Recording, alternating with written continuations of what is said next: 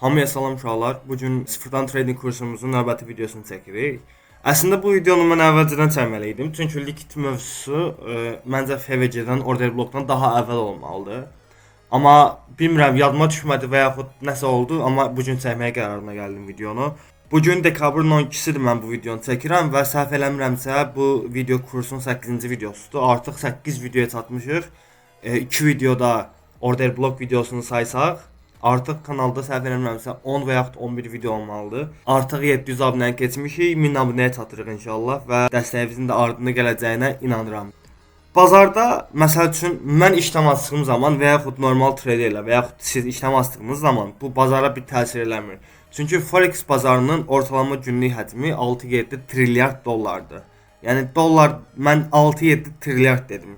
Təsəvvür edin bu nə deməkdir? Yəni milyon deyil, milyard belə deyil. Yəni trilyondan söhbət gedir. Mənim açdığım burada nə bilim 5000 dollarlıq işləm və yaxud sənin açdığın burada 10000 dollarlıq işləmin bazara bir təsiri yoxdur.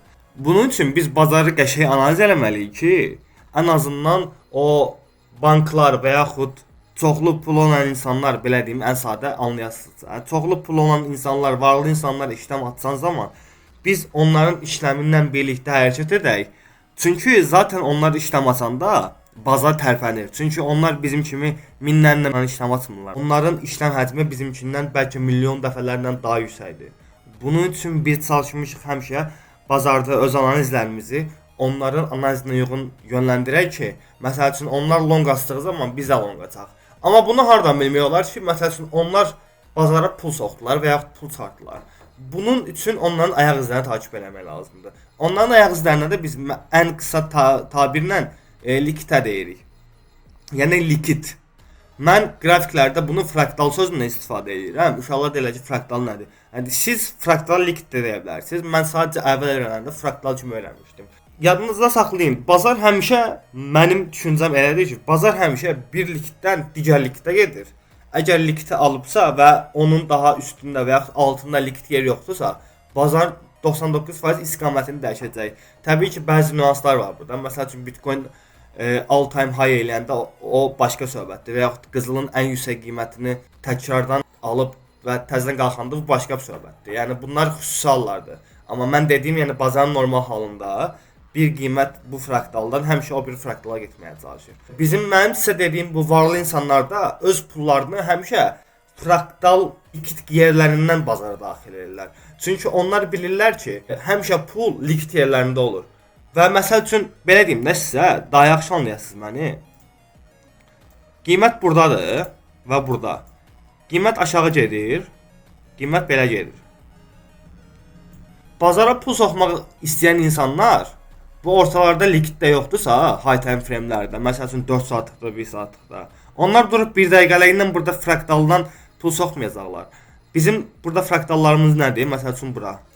Və yaxud belə çəkim, məsəl üçün bura.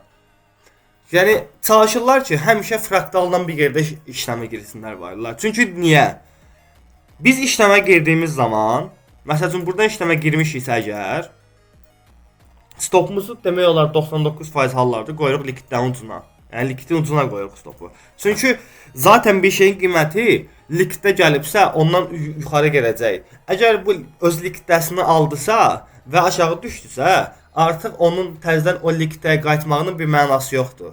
Qiymətin əvvəlki qayıtmaq olan yeri nə qədər mənasız olsa, biz stopu həmişə ora qoyuruq. Əslində stopu mənasızlığından getmir söhbət. Söhbət o likitdən mənasızlığından gedir. Məsəl üçün burada stopumuzu bura qoyduqsa biz, qiymət niyə təzədən qayıdıb bu likitdən alsın? Əgər qayıdıb bu likitdən alsa, zaten buradan yuxarı qalxacaq. Bu da bizim stopumuzun məntiqliyini artırır. Amma normalda nə olmalıdır? Bayaq dediyim kimi, qoy bunları silim mən. Qiymət fraktal, yəni likiti aldıqdan sonra aşağı düşür və bir də o likitdə getməli deyil. Mən varlı bir bankam və bazara məsəl üçün 600 milyon dollar soxmaq istəyirəm. Durub özüm üçün mənasız yerlərdən mənasız yerlərdən bazara pul soxmayacağam. Həmçinin buradan ortalardan. Çünki mənim soxduğum bazar 600 milyon dollar elə çox həcm gətirə bilər ki, qiymət çökə bilər və yaxud mənasız şəkildə qalxa bilər. Mən də bunu istəmirəm. Mən istəyirəm ki, bazara pulumu soxum və bazarda mənasız dəyişikliklər baş verməsin. Ona görə mən həmişə likit nöqtələrdən seçirəm. Likit nöqtələrinin də həmişə pul sahibi olmağının mənası odur ki, biz və yaxud banklar işlem açdığımız zaman stopları çox vaxt likt nöqtələrinə qoyuruq. Çünki qiymətin zaten likt nöqtəsində gəlməyəcəyini bilirik. Qiymət onsuz da likt nöqtəsində ikinci dəfə gəldisə, deməli yoluna davam eləyəcək. Gəldik qrafikimizə. Qrafik ROS'dir, amma yəni bu heç bir mənası yoxdur. Başqa pairlər də ola bilər və yaxud coinlər də ola bilər. Mən sizə məsləhətim olur ki, liktlərin bəzi nüansları var ki, siz buna diqqət eləyəndə sizin win rate'iniz artacaq. Məsəl üçün mənasız yerlərdə olan liktləri diqqət almaq lazım deyil. Məsəl üçün 1 dəqiqəlikdə, 3 dəqiqəlikdə olan liktlər mənasız liktlərdir. Bunların heç bir mənası yoxdur bazara. İndi mən dediyim sözə bəzi traderlər əsəbləşəcək, amma fakt budur. Yəni sizin 1 dəqiqəlikdəki fraktalınız yəni heç kimin umurunda deyil və yaxud bazar sənin o 1 dəqiqəlik fraktalına uyğun hərəkət eləməyəcək heç vaxt. Sənin diqqət eləməli olduğun fraktallar 1 saatlıq, 4 saatlıq, günlük, həftəlik fraktallardır. Əlavə olaraq sessionların fraktalıdır. Məsəl üçün Asiyanın lovu hayı, bunlar həmişə fraktal olurlar. Londonun high lovu, fraktalı, nə bilim, Frankfurtun high lovu, New Yorkun high lovu. Bunlar həmişə vacib fraktallardır, vacib liktlərdir. Bunlara diqqət etmək olar. Həmçinin keçən həftənin lovu, keçən günün lovu, keçən həftənin high, keçən ayın high, keçən ayın lovu. Bu belə fraktallara həmişə diqqət eləməliyik biz.